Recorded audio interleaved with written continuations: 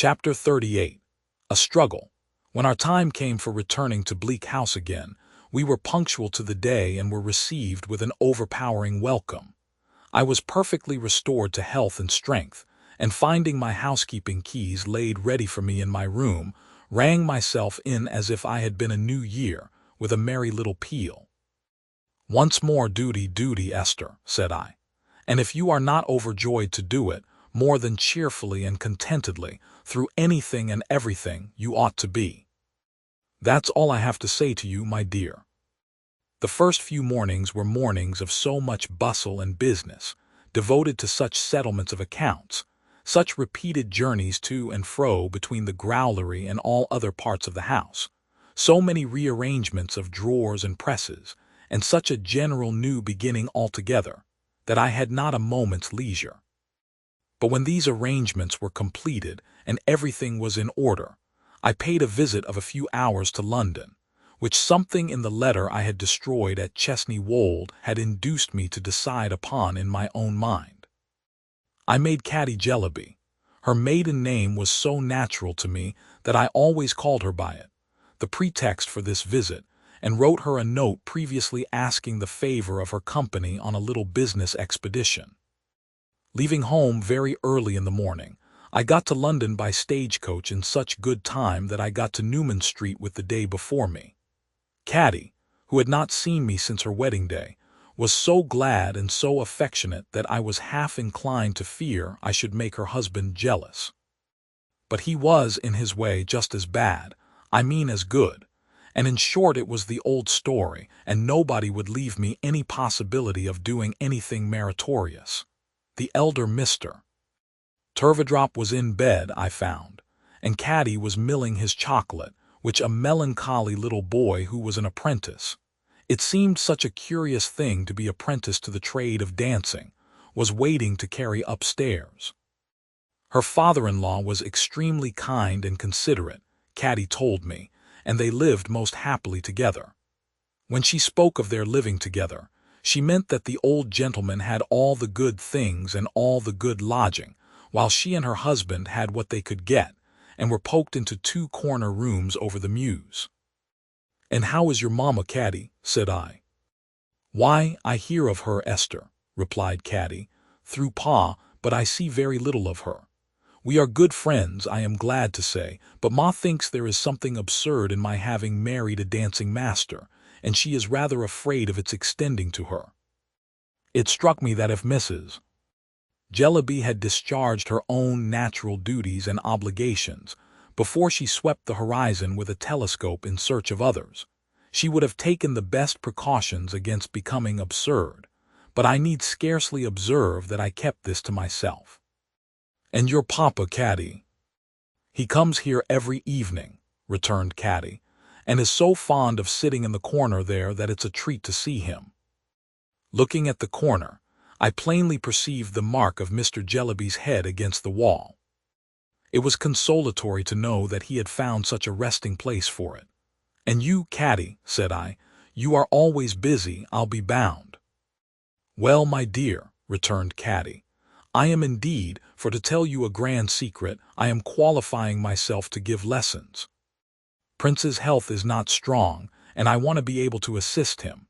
What with schools and classes here and private pupils and the apprentices, he really has too much to do, poor fellow." The notion of the apprentices was still so odd to me that I asked Caddy if there were many of them. "4," said Caddy, "1 indoor and 3 out. They are very good children, only when they get together they will play, children-like, instead of attending to their work. So the little boy you saw just now waltzes by himself in the empty kitchen, and we distribute the others over the house as well as we can." "That is only for their steps, of course," said I.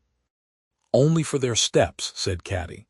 "In that way they practice, so many hours at a time, whatever steps they happen to be upon. They dance in the academy, and at this time of year we do figures at 5 every morning." "Why, what a laborious life!" I exclaimed.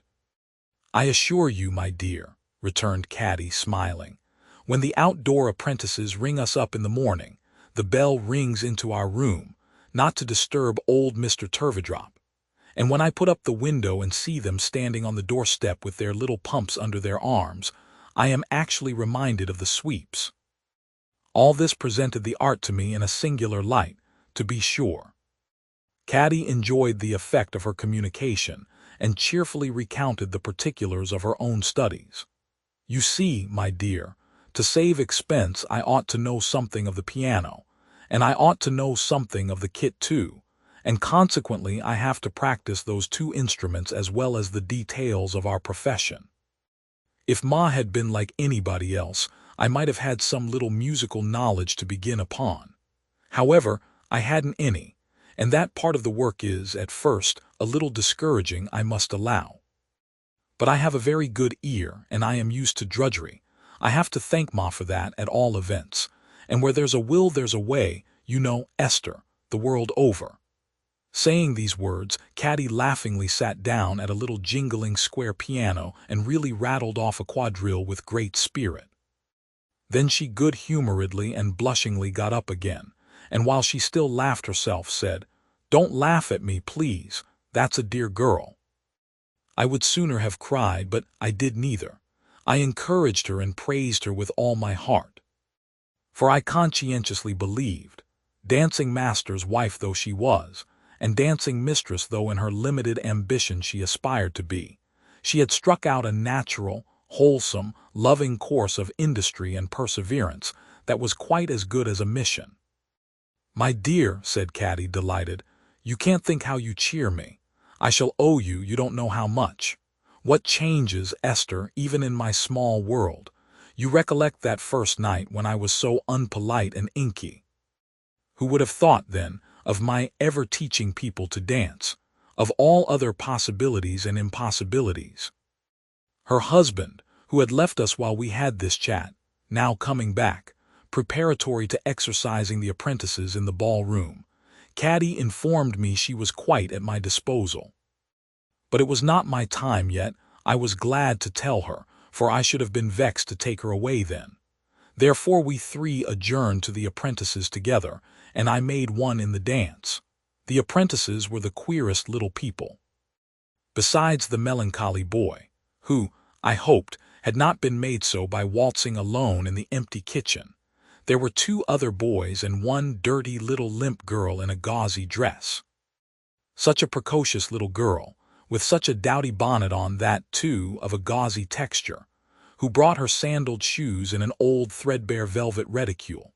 Such mean little boys when they were not dancing, with string and marbles and cramp bones in their pockets, and the most untidy legs and feet, and heels particularly. I asked Caddy what had made their parents choose this profession for them. Caddy said she didn't know. Perhaps they were designed for teachers, perhaps for the stage. They were all people in humble circumstances, and the melancholy boy's mother kept a ginger-beer shop.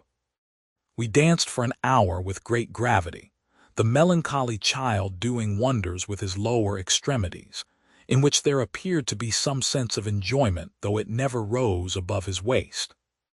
Caddy, while she was observant of her husband and was evidently founded upon him, had acquired a grace and self-possession of her own, which, united to her pretty face and figure, was uncommonly agreeable. She already relieved him of much of the instruction of these young people, and he seldom interfered except to walk his part in the figure if he had anything to do in it. He always played the tune. The affectation of the gauzy child and her condescension to the boys was a sight, and thus we danced an hour by the clock. When the practice was concluded, Caddy's husband made himself ready to go out of town to a school, and Caddy ran away to get ready to go out with me. I sat in the ballroom in the interval, contemplating the apprentices. The two outdoor boys went upon the staircase to put on their half-boots and pull the indoor boy's hair, as I judged from the nature of his objections. Returning with their jackets buttoned and their pumps stuck in them, they then produced packets of cold bread and meat and bivouacked under a painted lyre on the wall. The little gauzy child, having whisked her sandals into the reticule and put on a trodden-down pair of shoes, shook her head into the dowdy bonnet at one shake, and answering my inquiry whether she liked dancing by replying, "Not with boys," tied it across her chin, and went home contemptuous. "Old Mr. Turveydrop is so sorry," said Caddy, "that he has not finished dressing yet and cannot have the pleasure of seeing you before you go. You are such a favorite of his, Esther." I expressed myself much obliged to him, but did not think it necessary to add that I readily dispensed with this attention. "It takes him a long time to dress," said Caddy, "because he is very much looked up to in such things, you know, and has a reputation to support. You can't think how kind he is to Pa. He talks to Pa of an evening about the Prince Regent, and I never saw Pa so interested. There was something in the picture of Mr. Turveydrop, bestowing his deportment on Mr. Jellyby, that quite took my fancy." I asked Caddy if he brought her papa out much. "No," said Caddy, "I don't know that he does that, but he talks to Pa, and Pa greatly admires him and listens and likes it. Of course I am aware that Pa has hardly any claims to deportment, but they get on together delightfully. You can't think what good companions they make. I never saw Pa take snuff before in my life, but he takes one pinch out of Mr. Turveydrop's box regularly and keeps putting it to his nose, and taking it away again all the evening. That old Mr. Turveydrop should ever, in the chances and changes of life, have come to the rescue of Mr. Jellyby from Borrioboola appeared to me to be one of the pleasantest of oddities. As to Peepy, said Caddy with a little hesitation, whom I was most afraid of, next to having any family of my own, Esther, as an inconvenience to Mr. Turveydrop, the kindness of the old gentleman to that child is beyond everything. He asks to see him, my dear. He lets him take the newspaper up to him in bed. He gives him the crusts of his toast to eat. He sends him on little errands about the house.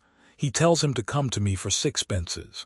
In short, said Caddy cheerily, and not to prose, I am a very fortunate girl and ought to be very grateful. Where are we going, Esther?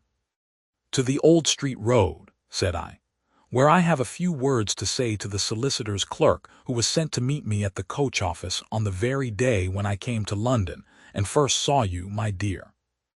Now I think of it, the gentleman who brought us to your house. Then, indeed, I seem to be naturally the person to go with you, returned Caddy. To the Old Street Road we went, and there inquired at Mrs. Guppy's residence for Mrs. Guppy. Mrs. Guppy, occupying the parlors and having indeed been visibly in danger of cracking herself like a nut in the front parlor door by peeping out before she was asked for, immediately presented herself and requested us to walk in. She was an old lady in a large cap, with rather a red nose and rather an unsteady eye, but smiling all over. Her close little sitting-room was prepared for a visit, and there was a portrait of her son in it which, I had almost written here, was more like than life. It insisted upon him with such obstinacy, and was so determined not to let him off. Not only was the portrait there, but we found the original there too. He was dressed in a great many colors and was discovered at a table reading law papers with his forefinger to his forehead. Miss Summerson, said Mr. Guppy, rising, this is indeed an oasis. Mother, will you be so good as to put a chair for the other lady and get out of the gangway? Mrs. Guppy, whose incessant smiling gave her quite a waggish appearance, did as her son requested and then sat down in a corner, holding her pocket handkerchief to her chest, like a fomentation, with both hands. I presented Caddy, and Mr. Guppy said that any friend of mine was more than welcome. I then proceeded to the object of my visit. I took the liberty of sending you a note, sir, said I. Mr. Guppy acknowledged the receipt by taking it out of his breast pocket, putting it to his lips, and returning it to his pocket with a bow. Mr. Guppy's mother was so diverted that she rolled her head as she smiled, and made a silent appeal to Caddy with her elbow. Could I speak to you alone for a moment? Said I. Anything like the jocoseness of Mr. Guppy's mother just now, I think I never saw. She made no sound of laughter, but she rolled her head, and shook it, and put her handkerchief to her mouth, and appealed to Caddy with her elbow and her hand and her shoulder, and was so unspeakably entertained altogether that it was with some difficulty she could marshal Caddy through the little folding door into her bedroom adjoining. "Miss Summerson," said Mr. Guppy, "you will excuse the waywardness of a parent ever mindful of a son's happiness. My mother, though highly exasperating to the feelings, is actuated by maternal dictates." I could hardly have believed that anybody could in a moment have turned so red, or changed so much as Mr. Guppy did when I now put up my veil. "I asked the favor of seeing you for a few moments here," said I, "in preference to calling at Mr. Kenge's because, remembering what you said on an occasion when you spoke to me in confidence, I feared I might otherwise cause you some embarrassment, Mr. Guppy." I caused him embarrassment enough as it was, I am sure. I never saw such faltering, such confusion, such amazement and apprehension. "Miss Summerson," stammered Mr. Guppy, I beg your pardon, but in our profession, we find it necessary to be explicit. You have referred to an occasion, miss, when I did myself the honor of making a declaration which—" Something seemed to rise in his throat that he could not possibly swallow. He put his hand there, coughed, made faces, tried again to swallow it, coughed again, made faces again, looked all round the room and fluttered his papers. "A kind of giddy sensation has come upon me, miss," he explained, "which rather knocks me over. A little subject to this sort of thing, by George." I gave him a little time to recover. He consumed it in putting his hand to his forehead and taking it away again, and in backing his chair into the corner behind him. "My intention was to remark, miss," said Mr. Guppy, "dear me, something bronchial, I think, to remark that you was so good on that occasion as to repel and repudiate that declaration. You wouldn't perhaps object to admit that, though no witnesses are present, it might be a satisfaction to your mind, if you was to put in that admission." "There can be no doubt," said I, "that I declined your proposal without any reservation or qualification whatever, Mr. Guppy." "Thank you, miss," he returned, measuring the table with his troubled hands. "So far that's satisfactory, and it does you credit. This is certainly bronchial, must be in the tubes. You wouldn't perhaps be offended if I was to mention, not that it's necessary, for your own good sense or any person's sense must show 'em that, if I was to mention that such declaration on my part was final, and they're terminated." "I quite understand that," said I. "Perhaps, it may not be worth the form, but it might be a satisfaction to your mind. Perhaps you wouldn't object to admit that, miss," said Mr. Guppy. "I admit it most fully and freely," said I. "Thank you," returned Mr. Guppy. "Very honorable, I am sure. I regret that my arrangements in life, combined with circumstances over which I have no control, will put it out of my power ever to fall back upon that offer or to renew it in any shape or form whatever, but it will ever be a retrospect entwined, with friendship's bowers." Mr. Guppy's bronchitis came to his relief and stopped his measurement of the table. "I may now perhaps mention what I wish to say to you," I began. "I shall be honored, I am sure," said Mr. Guppy. "I am so persuaded that your own good sense and right feeling, miss, will keep you as square as possible, that I can have nothing but pleasure, I am sure, in hearing any observations you may wish to offer. You were so good as to imply on that occasion—" "Excuse me, miss," said Mr.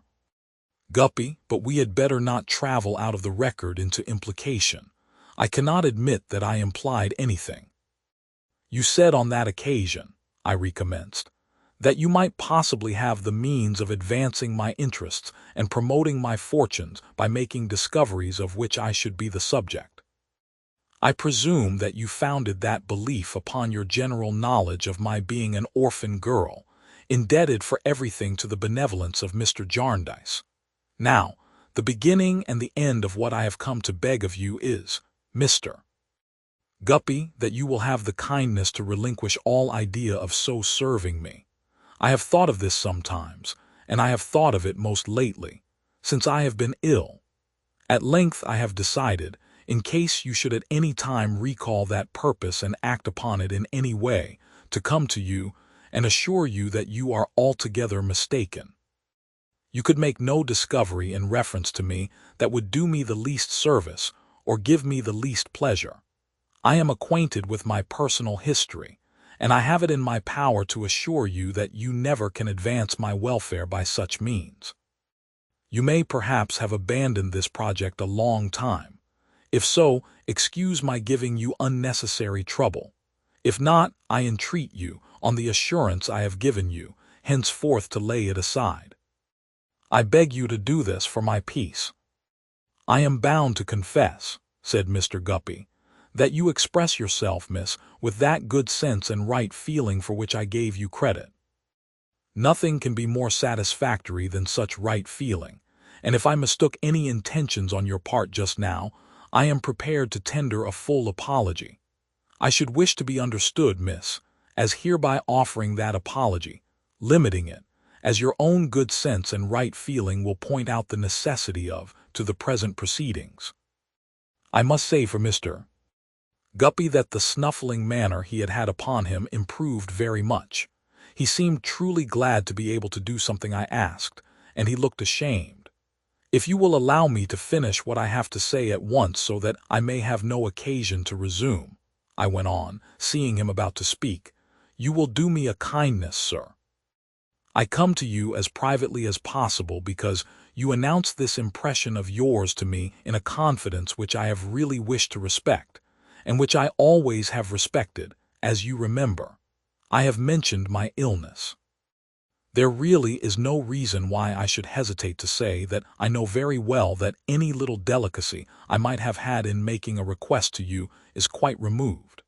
Therefore I make the entreaty I have now preferred, and I hope you will have sufficient consideration for me to accede to it. I must do Mr.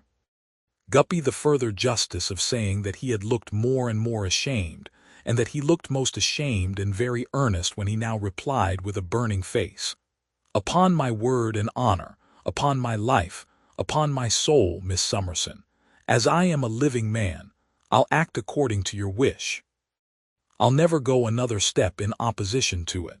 I'll take my oath to it if it will be any satisfaction to you, in what I promise at this present time touching the matters now in question," continued Mr. Guppy rapidly, as if he were repeating a familiar form of words. "I speak the truth, the whole truth and nothing but the truth, so." "I am quite satisfied," said I, rising at this point, "and I thank you very much. Caddy, my dear, I am ready." Mr. Guppy's mother returned with Caddy, now making me the recipient of her silent laughter and her nudges, and we took our leave. Mr. Guppy saw us to the door with the air of one who was either imperfectly awake or walking in his sleep. And we left him there, staring. But in a minute he came after us down the street without any hat and with his long hair all blown about, and stopped us, saying fervently, "Miss Summerson, upon my honor and soul, you may depend upon me." "I do," said I, quite confidently. "I beg your pardon, miss," said Mr. Guppy, going with one leg and staying with the other, "but this lady being present, your own witness, it might be a satisfaction to your mind, which I should wish to set at rest, if you was to repeat those admissions." "Well, Caddy," said I, turning to her, "perhaps you will not be surprised when I tell you, my dear, that there never has been any engagement." "No proposal or promise of marriage whatsoever," suggested Mr. Guppy. "No proposal or promise of marriage whatsoever," said I, "between this gentleman, William Guppy, of Penton Place, Pentonville, in the county of Middlesex," he murmured. "Between this gentleman, Mr. William Guppy, of Penton Place, Pentonville, in the county of Middlesex, and myself." "Thank you, miss," said Mr. Guppy. "Very full, excuse me, lady's name, Christian and surname both." I gave them. "Married woman, I believe," said Mr. Guppy. "Married woman, thank you. Formerly Caroline Jellaby, spinster, then of Thavies Inn, within the city of London, but extra-parochial, now of Newman Street, Oxford Street." "Much obliged." He ran home and came running back again. Touching that matter, I really and truly am very sorry that my arrangements in life, combined with circumstances over which I have no control, should prevent a renewal of what was wholly terminated some time back, said Mr. Guppy to me forlornly and despondently, but it couldn't be. Now could it, I only put it to you. I replied it certainly could not. The subject did not admit of a doubt. He thanked me and ran to his mother, again and back again. It's very honorable of you, miss, I am sure, said Mr. Guppy. If an altar could be erected in the bowers of friendship, but upon my soul you may rely upon me in every respect save, and except the tender passion only. The struggle in Mr. Guppy's breast and the numerous oscillations it occasioned him between his mother's door and us were sufficiently conspicuous in the windy street, particularly as his hair wanted cutting, to make us hurry away. I did so with a lightened heart. But when we last looked back, Mr. Guppy was still oscillating in the same troubled state of mind.